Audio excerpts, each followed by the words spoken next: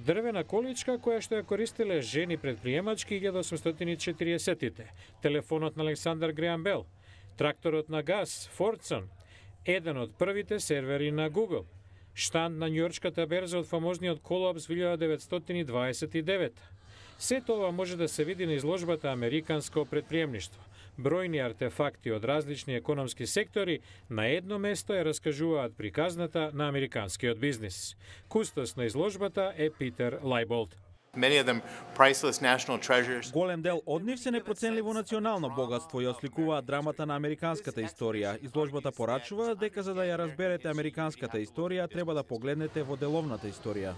На изложба е бизнисот на САД од ерата на трговците во 1700-тините до актуелната глобална ера. Џон Греј е директор на музеот. Представен е интегрираниот однос меѓу демократијата и капитализмот, индивидуалецот, корпоративното општество, работата кон заедничкото добро, тој процес што продолжува и понатаму. Над зидот со биографии се наведени преку 80 предприемачки успеси, но и падови. Например, електричната светилка на Томас Едисон, но и куклата која што говори, но не ги освои срцата на потрошувачите во раните 1890-ти.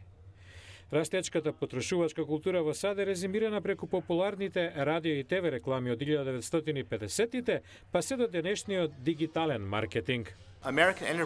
Американско предприемништво е нова деловна историја со потрошувачот во една од главните улоги. Не само производителите и работниците, од тука и важноста на рекламите. Во интерактивната галерија, посетителите се исправуваат во процесот на донесување на одлуки за да се изгради успешен бизнис. Интерактивните игри може многу да помогнат во учењето, а некои од основните концепти во деловниот свет. Се е прекрасно тука, артефактите се одлични. Токму тоа е и целта на изложбата, велат во музеот, да се разбере улогата на бизнисот во американската историја.